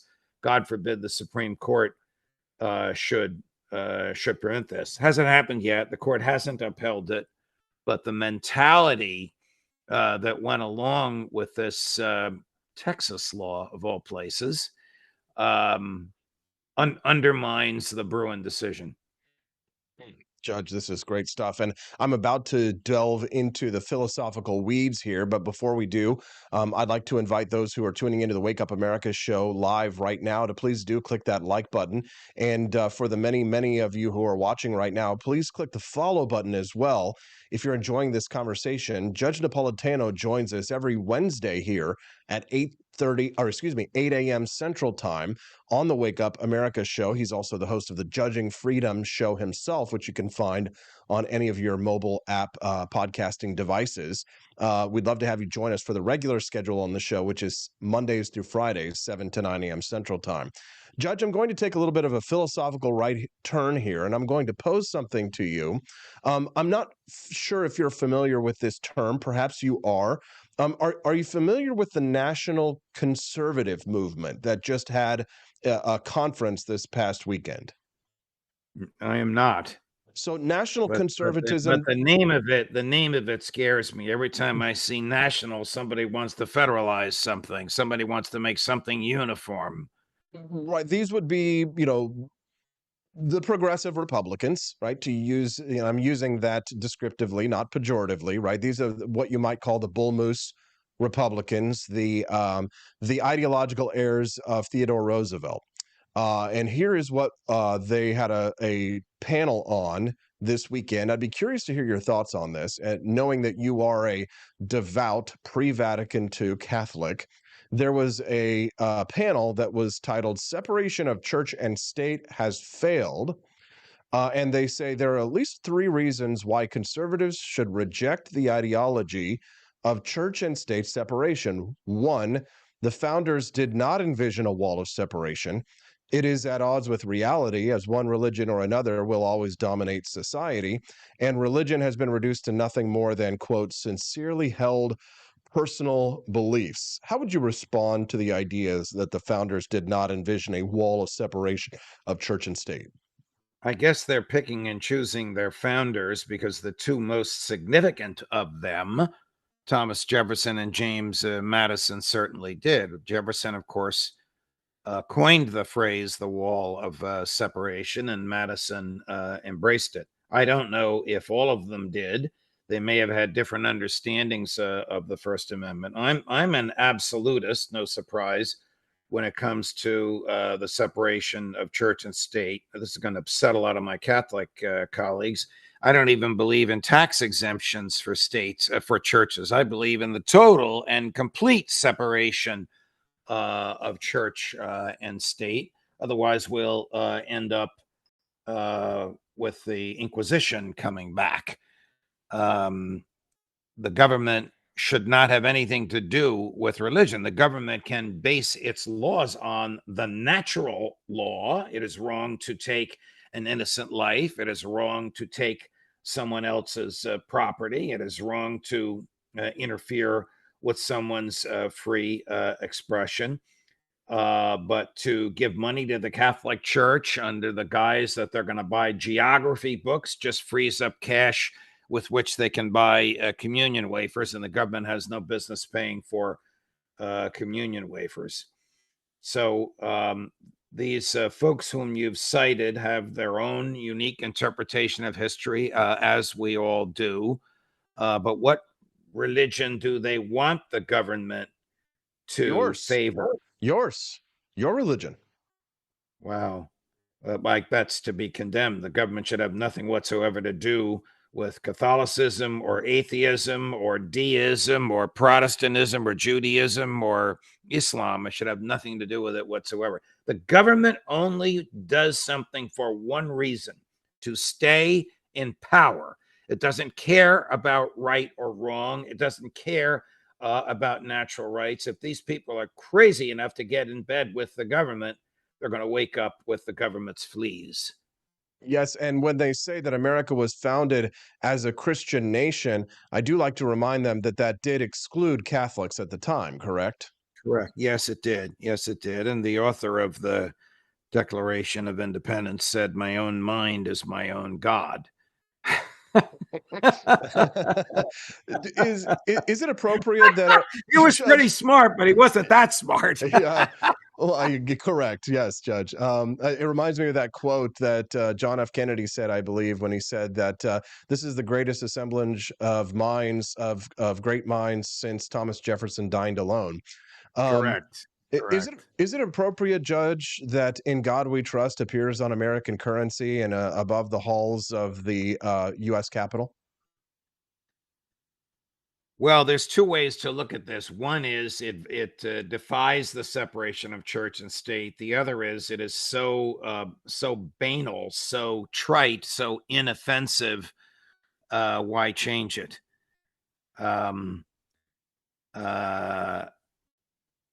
It shouldn't be there, really, because it leads to, it is a step toward the type of thing that these what do they call themselves, national conservatives are looking for. They always point to that as a reason for understanding what the framers wanted. It's a fascinating bit of history there, Judge. If you look back on when "In God We Trust" was placed on American money and in our government, it was a lot of it had to do with the fear of atheist communism from the 1950s and the desire to present a sort of national unification against it by using the values of American Christianity to unify Americans against atheist communism, which a lot of people aren't really familiar with that history there. Well, I think you're probably right. I think at the same time period they added "under God" in the Pledge of Allegiance to the flag. Yeah, that's another story that we like to talk about. I believe that's the only time, Judge, when we were working together at Fox, that I believe Jenna Binkley was out on her maternity leave at that time, and whoever the fill-in producer. What did you do? Take over when she was gone? No. They were terrified of someone like me running the ship, because it would have been a little bit too hardcore there. But I remember specifically that our senior producer was out for maternity leave, and we had a fill-in producer who didn't know anything about us. And maybe that was my chance to be a bit of a troublemaker, because I was not under the watchful eye of someone who knew what I was capable of. And so I think it was the 4th of July episode, actually, Judge, where we had produced your segment about the Pledge of Allegiance, where the children were doing the Bellamy salute. And we had pictures of American school children doing the Heil Hitler salute to the American flag, as they did before Hitler made it quite unpopular. And there was a period of about an hour when there were threats, there was pressure, and we were told that we could not, on the 4th of July on Fox News, show pictures of school children doing the Heil Hitler salute. I'm not sure if you remember this. I do remember it. I remember my parents telling me that until World War II, that's the way they did the Pledge of Allegiance in public schools. Forced patriotism really isn't patriotism, is it, Judge? No, it's not. It's just aligning with big government. Look, the whole Pledge of Allegiance to the flag. You're pledging to what? To a piece of cloth? That's the anarchist speaking. Right. It's a fascinating situation. The political landscape has really changed quite a bit, Judge. Are you surprised to see that the paleo conservatives, national conservatives, are on the rise? You know, Murray Rothbard encouraged this very, very much in the 1990s. I think he probably would have been a big fan of Donald Trump. I'm not sure how he would have felt about the paleocons and the Pat Buchananites and their political rise. I mean, they're very much with you and I on foreign policy in the sense that they're for less intervention around the world, but they are much more in that sense isolationists, in that they are for tariffs, stopping immigration, and therefore domestic price controls, and for the type of progressive reforms that Democrats are for in terms of economics. I mean, are you sort of like shocked that the paleo strategy that Rothbard engaged on has borne such fruit? I am. You know, I have battles with our libertarian brethren over, not over tariffs. I never heard of a true libertarian that's in favor of tariffs, but over immigration. I mean, you wouldn't trust the federal government to fill potholes or to balance its budget. You're going to trust the federal government to decide who can exercise the freedom of travel. It just doesn't make any sense to me. And as for their embrace of Trump, I mean, what did Trump tell the Libertarian convention that he addressed them? If I were president and Vladimir Putin invaded Ukraine, I would bomb Moscow. Is he out of his mind? Say goodbye to New York City and Chicago, Donald, the day you decide to bomb Moscow. And why he would say that to a libertarian group, who in that group he thought he was appealing to by suggesting something as murderous as that, is beyond me. Do you think, though, that Donald Trump might be more successful at helping to garner peace terms between Russia and Ukraine to bring that conflict to an end? Because I actually do. I do as well. I don't think he cares about peace. I think he cares about money. I think he sees the $175 billion that we've wasted there. But threatening Putin with bombing Moscow is insane. They have a better military. They have better missiles. They have missiles that our defenses can't stop. And they have a far more rational president than we have now or are likely to have. These are great conversations, and I certainly wish that we could have them for hours and hours. But I do want to talk about who you have coming up on your wildly successful show, Judging Freedom, that gets tens to now, I guess, hundreds of millions of views that can be downloaded on any mobile device where you get your podcast. Tell us who you have coming up on your Judging Freedom show. Yesterday, I had Scott Ritter. I also had this fascinating guy on who's been drawing huge numbers for me, named Charles Freeman, who is the former U.S. ambassador to Saudi Arabia, explaining just how weak and unstable the Netanyahu government truly is. So Phil Giraldi and Aaron Mate today. Tomorrow, Gilbert Doctorow, an American scholar of Russia, one of the leading scholars of Russia in the world, though he lives in Brussels, Colonel Lawrence Wilkerson, Professor John Mearsheimer, Max Blumenthal, and Colonel Douglas McGregor. These are all my Class A guests. We are squeezing them all in because I'm leaving the country in 4 days, because I'm leaving the country on Friday. Judge, we will miss you for the next couple of weeks. You're slated to return on the 30th, which my wife is supposed to be due on the 29th. So depending on the situation, we may or may not be together on the 30th. She may go a few days beyond that. So we'll see. I will keep you up to date. But if this is the last time I get to see you for a few weeks, and the next time is I'll be a father, then well, I'll miss you very much. You are, of course, my intellectual father, Judge, and that is great. That has been a huge influence in my life. I'll miss you as well, my dear man. Congratulations on the impending birth of your daughter, and I'll see you in 3 weeks. Safe travels, Judge. We appreciate you very much. Don't forget to visit his show, Judging Freedom, as well as read his column every Thursday at judgenap.com. Judge Andrew Napolitano, we appreciate him very much. Are you enjoying the Wake Up America show? Good. Yeah, we love to see it. 726 people who are joining us live over on rumble.com this morning. It's nice to see you guys. Do me a favor, click that like button. And if it is your first time here and you enjoy this kind of content, make sure that you click the follow button before you leave as well. We'd love to have you be a regular guest. of the Wake Up America show. And you can do that when you click the follow button. You'll be able to find us much more easily, tomorrow morning. And Cat Dad reminds me that I'm already a father. Awesome. Yes, it's true. I know. When it's like super duper official and I've got a baby to hold, and I finally get to hold her in my hands. I'm jealous of my wife. She gets to have the baby with her all the time inside of her, and I don't get to see it. But I'm sure she's going to be more than happy soon to hand over the baby to me. But I'm really excited. I can't wait to be a dad. We're getting like those pictures, the ultrasound pictures that are more than just the regular ultrasound pictures. Nowadays, you get these 3D pictures of your child, and they're absolutely beautiful. So I just can't wait to see her. If you're enjoying the Wake Up America show, again, the show schedule is 5 days a week, 2 hours in the morning from 7 to 9 a.m. Central Time. You get to watch interviews like that, and you get to hear clips like these.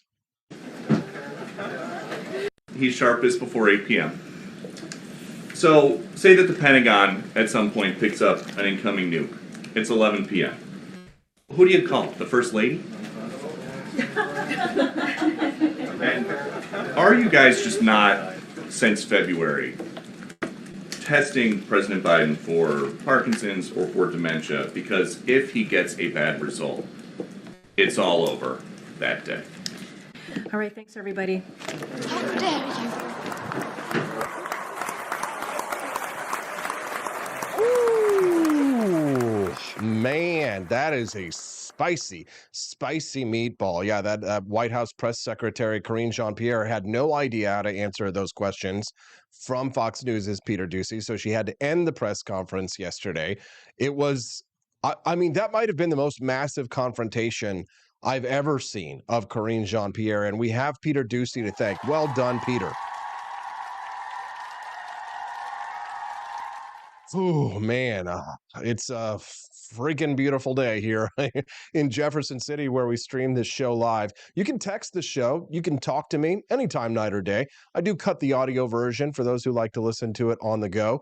But if you're hearing me later, the text line is 573-319-1586. That's 573-319-1586 is the text line. So if you would like to reach out, let me know what's on your mind, or maybe you even have a little bit of a plug for me or something, the product that you would like me to advertise here on the Wake Up America show. We do have a nice big audience, and I'd love to share your product with them, considering if it is a legit product and not some snake oil stuff. We try to avoid that here on the Wake Up America show. One thing that I absolutely do believe in, which I'm more than happy to shill for here on the Wake Up America show, are my friends over at Preserve Gold. Without my friends at Preserve Gold, we would not be able to expand this show as we are, with 2 new shows that are coming this fall. It's not just going to be me anymore, just the Wake Up America show. We've signed contracts with new talents to produce 2 more live shows as part of a new Liberty network that has grown out of the Wake Up America show, thanks to sponsors like Preserve Gold. If you're interested in preserving your financial future and as someone with a baby on the way, I'm thinking about all kinds of ways to secure her financial future. Gold and silver might be a great way to ensure that you've got a cornerstone of value in your portfolio. My friends at Preserve Gold will send you a free gold and silver information kit. Head on over to the website that you see pinned in the chat or in the Rumble comment section so that you can click on that and find them much more easily. You can also text the word Liberty to 50505. That's Liberty to 50505. And I promise you, they're not going to spam you. They're not going to call your phone 12 times a day. They're just going to send you that gold and silver information packet. They're going to follow up with you once. And then if you're not interested, they'll leave you alone. Whenever you text the word Liberty to 50505, you're helping to grow this show as well as the network and to support a small business, an American family like myself, my growing Liberty family. Me, my wife, Steffi P for Liberty, and baby P for Liberty, aka Hazel, who will be born around the 29th. Look, it's Liz is making a guess on who she thinks will be the host of the next show. She thinks it'll be Peniella Dentsack. What do you think? Will it be Peniella? Will it be someone else? It will be 2 new shows. So make sure that you stick around here with us so that you can get an idea of who's going to be our next hosts of 2 new shows. Thanks to Rumble.com for telling us about our friends at Kylo. If you're one of the 40 million Americans like me suffering from chronic pain, you're likely familiar with the traditional solution pushed by Big Pharma: prescription drugs.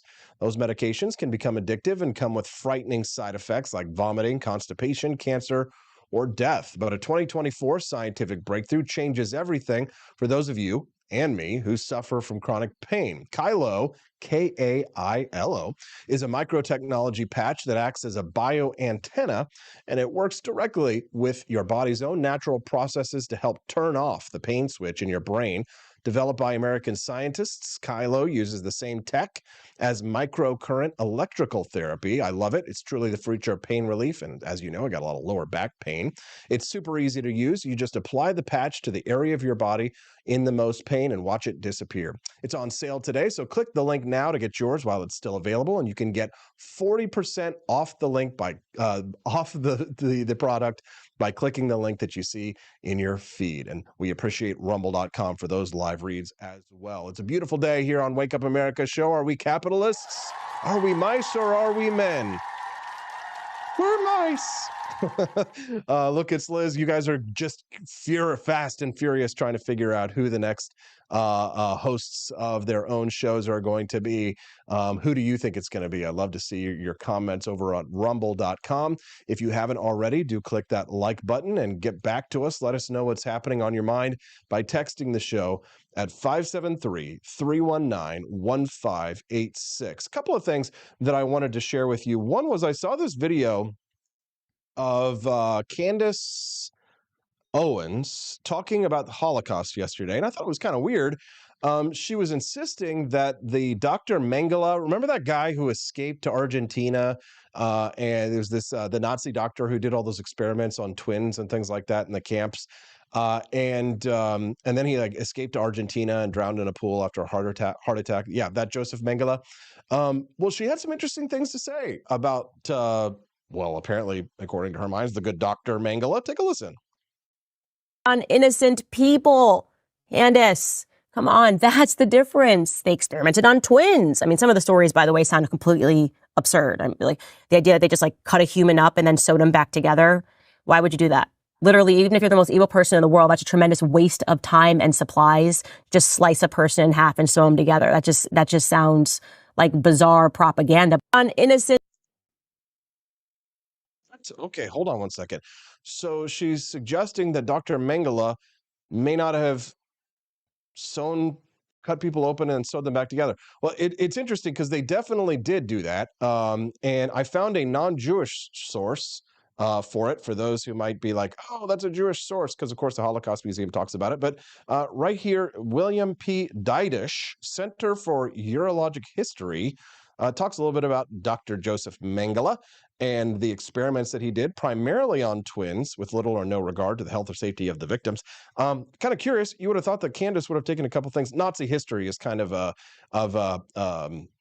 I don't know, an area of my interest, right? I find the National Socialist movement to be quite fascinating because I'm always thinking about, how do we ensure that we don't do something like that here in the United States?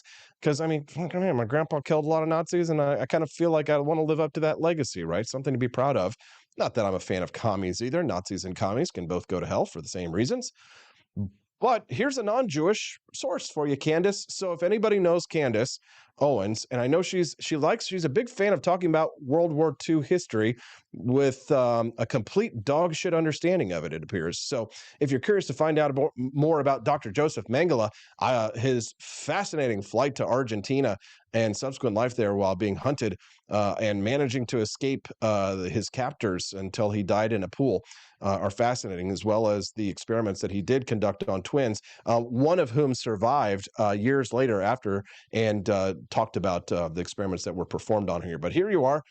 If you're not a big fan of Jews, and I know that that's sort of in vogue these days, here's a non-Jewish source for you, the William P. Deidish Center for Urologic History, talking about the medical experiments that were performed on twins by Dr. Joseph Mengele. But weird stuff.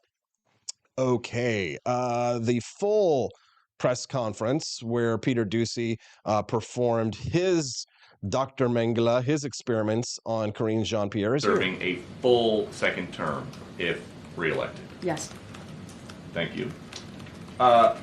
We know the president says that his health is fine, but it's just his brain, and that he's sharpest before. He was joking, by the way. I just want to make sure that that's out there.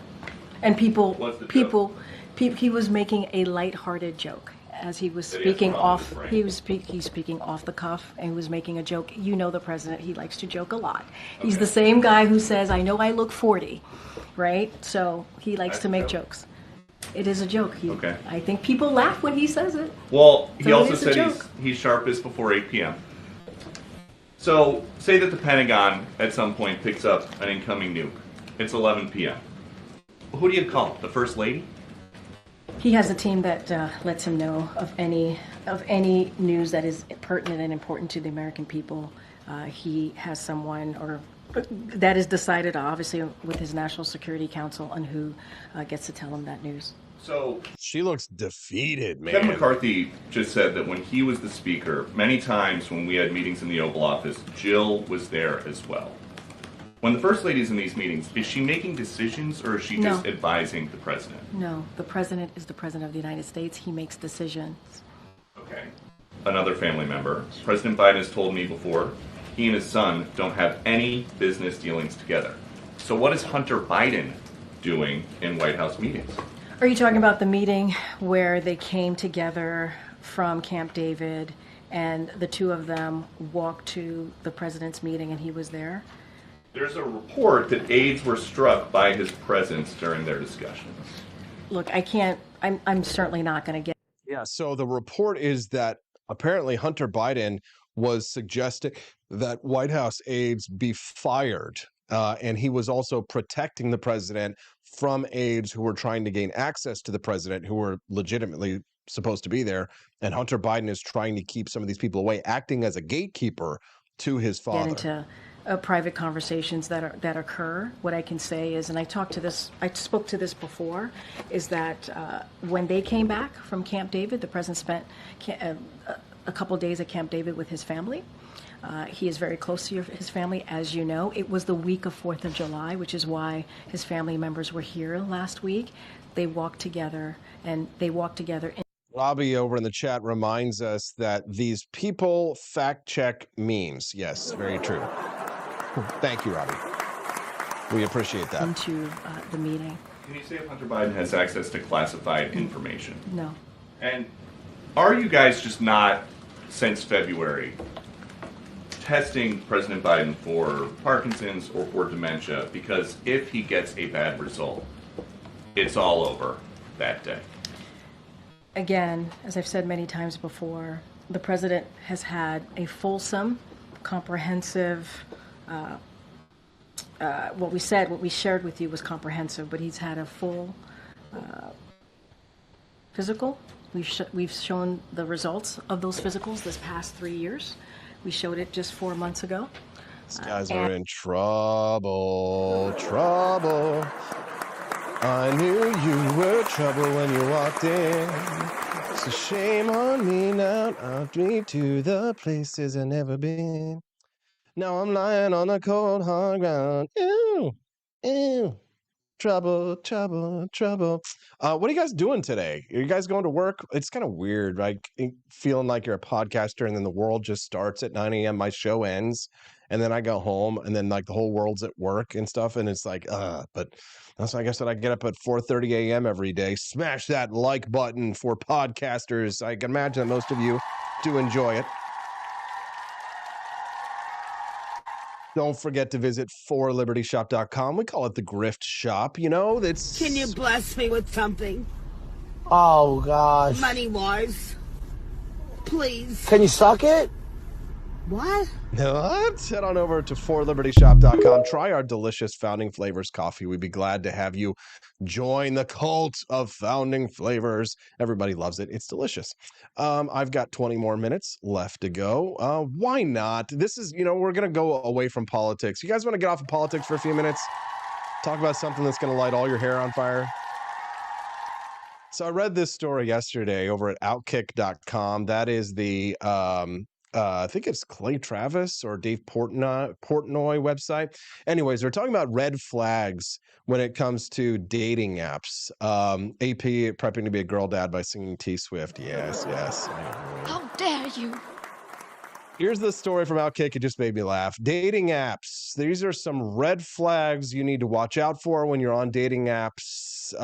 Some people might need to use these, but I don't because I'm a father and a husband, and ne'er shall I e'er be on a dating app ever again. God bless America. I feel like I got the last helicopter out of Saigon. So what should people be looking out for on dating apps, according to Outkick.com? Number one, when they're weirdly aggressive. I've seen guys do this so much. Women, of course, almost never, right? Unless you're like crazy hot or something. Women is Austin. Are we pulling a Joe Biden here? When they're weirdly aggressive, like if you have a problem with that, swipe left. Oh, okay. So yes, women are passive aggressive, right? Whereas men are just aggressive. So when you're on a dating app, red flag, when they're weirdly aggressive, like if you have a problem with that, swipe left. I didn't until you got all weird about it. Okay. Well, if you have a problem with the fact that I have 12 kids from 8 different baby daddies, and that I'm $20,000 in debt and my body is covered in tattoos, swipe left if you have a problem with that. Okay. Lucas Liz says Hazel will use dating apps. No, actually, I'm not even Catholic, but I guarantee she's going to be a nun. We're putting her in a convent. Conservative Beats, he bought himself a little $5 ad. You sneaky little boy, telling us to please check out Conservative Beats Rumble channel, his Rumble channel. We make original conservative music for patriots and release a single every day. Today's single, Chasing Freedom's Dreams. Enjoy and God bless America. And God bless you too, Conservative Beats. Thank you for your financial support. That's actually a really smart way to promote your show. There you go. Red flags when they're weirdly aggressive. Yeah. If you have a problem, swipe left. Yes, very passive aggressive, right? But I've seen like guys and their approaches and they're just way too aggressive. And it's kind of like, I always tell my guy friends, and sometimes when Camille and I are goofing around talking about these things, I'll be like, women are like birds. Okay. How do you catch a bird? They'll be like, well, like, of course, women don't know how to catch birds because they don't go bird catching. Some of them do, and we call them lesbians. But how do you catch a bird? Well, you can't. Do you chase the bird around the woods? Do you chase the bird and try and grab the bird? Is that how you catch a bird? No. What do? You take some bird seed and you hold out your hand slowly. That's how you catch a bird. How do you tame a bird? Same thing. You got the bird, you got it in the cage. It's right there. It's ready to go. You put your hand in the cage and then you just wait. You just wait until it trusts you because it doesn't trust you at first. The bird is afraid of you. And if you make any sudden moves, it will jump away and flight and it will fly away. So you must be patient. You must have some birdseed, and you must put your hand out and wait for the bird to get you. Red flags on dating apps, according to Outkick. All group photos where you really cannot tell which one is the actual person. Yes, because it's 2 to 3 of the same people in every photo. You know what the rule is with that? If it's a group, if you're on a dating app and you see someone that's in a group photo and it's always like the same 2 or 3 people, like their friend group, it's always the ugliest one. Come on.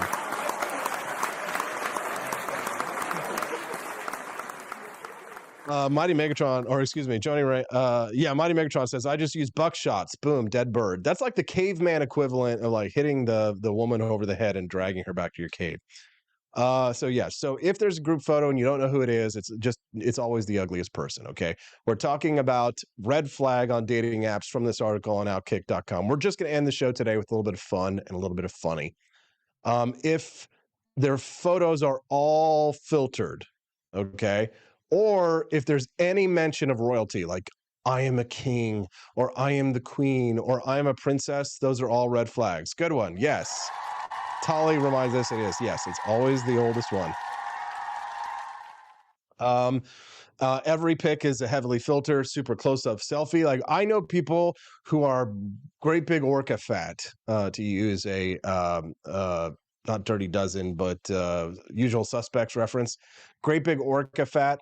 who they have a pretty face and they know this. What they do is they take a really close up view, and right, so it's very voluptuous breasts because of the size, right? And they take the really close up view from top up like this, so they get the maximum cleavage effect, but they don't get to the outer edge of the cleavage because things start to kind of like wobble and fall apart on the outer edge of the cleavage. But you get the inner cleavage, which is always kind of juicy, and then you've got the pretty face, but you don't have the outer edges of the face, or it's like really heavily filtered like this, right? And the hair's all done, so it's kind of like, oh wow, I'm beautiful and delicious, and I have nice cleavage. But then if you were to zoom out, it's like, oh my God, Free Willy! You know what I'm saying? Talking about dating red flags to finish the show today, because we just want to have fun and goof off at the end of the show. Another one is just ask is the only information provided, right? No bio, just ask, right? That conveys low effort, potentially high entitlement. Or another one would be like, I don't know what to put here, for example, just ask, right? So it's like, I don't even care. I'm so cool and amazing that I don't have to fill out a bio. You just like come to me and ask me about it. And then you'll like ask them and they'll give you one word answers, right? I'll be like, yeah, huh. Another one, if this is in their dating bio, I like having fun. Yeah, no shit. That's what fun is. Yeah, no kidding, right? I hate drama is code for I cause a lot of drama. Yeah. Whenever somebody talks about drama at all, like I don't like drama, I hate drama, they always are the people who love drama, right? If you saw fluent in sarcasm, that's an instant no. I'm fluent in sarcasm just means I'm a bitch and I'm gonna make your life miserable. So if you see someone say I'm fluent in sarcasm on the dating profile, no. If they say my real age is blank, I don't know how to change this. That's a lie. Their real age is actually what it is, right? They're lying about their age, right? How about this one? Even though I'm 6 feet something, I swiped no on any profile that stated no men under 6 feet. Profiles usually give you crappy vibes anyway. If they have a group pic as their display pic and just the group pic, again, you can revert to the earlier one, which is they're the ugliest person in it, right? If they quote the Marilyn Monroe, if they have any Marilyn Monroe quotes on there, it's another red flag. If you can't handle me at my worst, you don't deserve me at my best. No, honey, you're not Marilyn Monroe. You're just a normie con, and you can go. Me and my kids are a package deal. Oh, honey, return to sender, address unknown, no such number, no such soul. My kids are package deal. We return to sender. My kids are my world, and nothing will change that. She wrote upon it, return to sender, address unknown, no such number, no such soul. Now, when every picture is a group picture and you have to play Where's Waldo to find the common person in every picture again, any like Disney dog ear selfies, partner in crime kind of a thing there, no good. When a grown man asks for your Snapchat rather than your phone number, there it is, the list of red flags. Okay. She wrote upon it, return to sender, address unknown. Okay, guys, did you see the trailer for Ridley Scott's new Gladiator Part 2? When I saw it, I was kind of like, when I saw that there was going to be a sequel to Gladiator, one of the most iconic films of the 21st century, I was just like, yeah. God! No! God, No! Please, no! No, please, no. Gladiator 2, starring Denzel Washington, will be appearing in theaters. And this will be the very first time that I have seen the trailer. So we're going to react to this together. Just be aware that if you are watching this on YouTube, that I am going to have to kill the YouTube feed. Because unfortunately, guys, YouTube is does not allow me to stream trailers like that. So what I want to give you is a chance to join us over on Rumble. If you are watching us over on YouTube, they kill these feeds when they're doing things like this, or they just like demonetize or shut it. So what I would like to see you do is to join us over at rumble.com/AP for Liberty. That's rumble.com/AP youtube.com/AP for Liberty. If you would like to watch my reaction video to the, how do I stop the feed over there on YouTube? There's got to be some way to do this without shutting them all down, right, guys? Come on, Rumble. Text, media, live campaigns, live chat. Return to send it. No, it just takes me over to the feed. So anyways, whatever. YouTube doesn't pay me diddly squat anyway. So might as well just go ahead and do it. And damn the consequences. Here's Gladiator 2. And this is my reaction. First time seeing it. All right. Well, already not feeling more like something like Fast and Furious Rome. The arena turns slaves into gladiators. Graphics are looking good. I would love to see some ancient Roman ship battles. Not gonna lie. Gladiators into free men. You have something in you. I knew it from the start. Did you now? I just watched Spartacus, the original one, the other day. I haven't watched the new one. I try not to watch remakes of some of these iconic Hollywood films because I don't want it to ruin the original here. But Mighty Megatron says nothing says ancient Rome like rap music. Yes, exactly. Soon they're going to be like, it's going to be like, Wolf 23-5, wake me up inside. 23-5, wake me up for coming down to something before. 23-5, wake me up. Are they gonna throw Jews to lions in this one? Is that how they got the rights from Kanye? Heil Hitler! Belong to Maximus. You guys see that Roman salute right there? That's the Bellamy salute. It was the Roman salute. Right?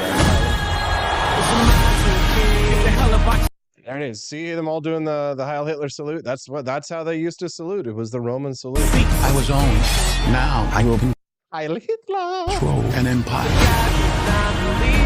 That's how they got Kanye. They were like, all right, Kanye, here's the deal. We need to use No Church in the Wild, the rap song for Gladiator 2. God, this is such shit. But we promise you there will be a veiled Hitler reference somewhere in the movie. And then Kanye was like, oh, thank God. But instead of throwing Jews to the lions, they just made them do the Roman salute. So they're like, gotcha, Kanye. It's historically legitimate. Waste another generation. Looks like shit. Nobody asked for this. I don't know. Maybe I'll see it. Maybe I won't. I'm certainly not going to pay full price to go see something like that. But thank you for tuning in to the Wake Up America show. There's my reaction, live reaction, the first time seeing the trailer for Gladiator 2, and it looks like blah. Where's my Greta Thunberg? How dare you? How dare you? That was total crap. As you exit the show today, don't forget, stand up and stretch. Exit through the Griff Shop. Visit ForLibertyShop.com. ForLibertyShop.com is your home for patriotic merchandise, for delicious Founding Flavors coffee. You can only get Founding Flavors coffee at ForLibertyShop.com. So if you exit through the Griff Shop, grab yourself a box of delicious Founding Flavors coffee. Patriotic merch where eagles dare. ForLibertyShop.com is your home for all of the best patriotic merchandise, Donald Trump merch, delicious coffee. The products that we have here, you can't find anywhere else because my wife and I designed them. Men's Star-Spangled Sneaks. Shoe off your patriotism. Ladies Fueras, Venom Velocity, Gadsden Sneakers, Betsy Ross Flag, Women's High-Top Sneakers. Those are cool. We also have them in black. Javier Malay, Fuera Sandals, Quackers and Packers, Flip-Flops, Rubber Duckies with machine guns.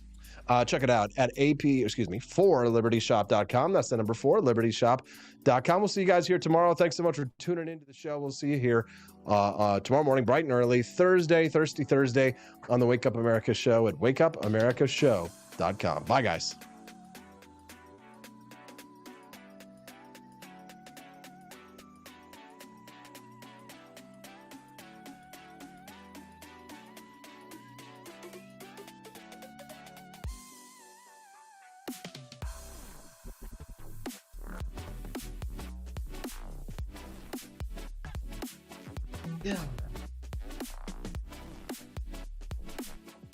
expanse of time, a year might seem like a mere moment, but oh, what a year it's been. In September 2022, Austin and Stephanie Peterson embarked on a journey to wake up America. They began humbly, with just 20 souls tuning in, learning, listening, and though challenges arose, like the looming shadow of YouTube demonetization, their spirit never waned. And now, thanks to you, thousands rise with the sun to join them, to listen, to engage, to be a part of a community. So here's to you, and to Wake Up America. For memories shared, for friends made, for the journey ahead, and for never, ever forgetting to rise and freedom. Happy anniversary. I'm Donald Trump, and I approve this message. Believe me, Austin Peterson is the best. He's got the greatest Wake Up America show I've ever seen.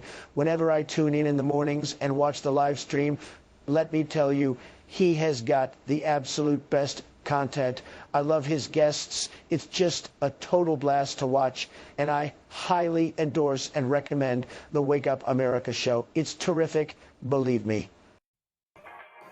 Is the outdoor of your home about as exciting as a library? Then spice it up and unbore your space with our custom metal signs.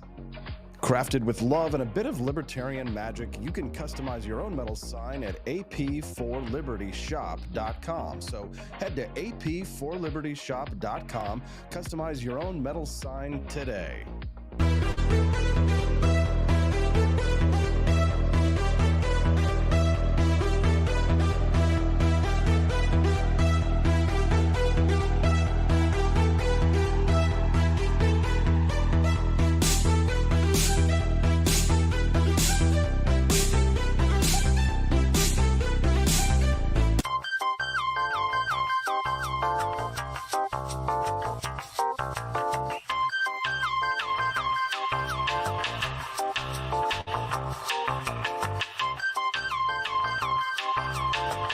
Welcome to a world of vocal discovery at Peterson Voice Studio. I'm Justin Peterson, here to guide your musical journey. Envision a place where your voice reaches new heights, where every note tells a story. We embrace all singers, from the enthusiastic shower vocalists to aspiring stars, ensuring each voice finds its unique rhythm and tone. Are you ready to elevate your voice? Visit PetersonVoiceStudio.com and sign up for remote lessons tailored just for you. Let's begin this melodious journey together.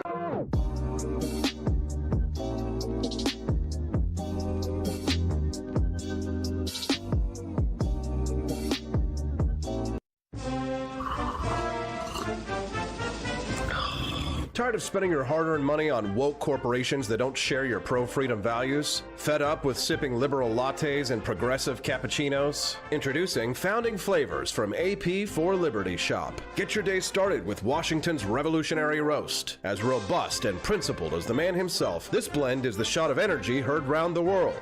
Or maybe you want to taste the fervor of freedom with Adams's Patriotic Perk. It's as dynamic and balanced as the U.S. Constitution, sure to awaken your spirit of liberty. For the aficionados, we've got the Jeffersonian Java, a complex mix of flavors that speaks volumes about your refined tastes. And don't forget Betsy's Liberty Lullaby, our decaf option, crafted with the same care and dedication Betsy Ross put into our Star-Spangled Banner. This blend lets you enjoy the taste of freedom anytime without losing sleep. No woke beans here, folks. Just pure, patriotic, pro-freedom flavors brewed with love for liberty. So why compromise your principles for a cup of coffee?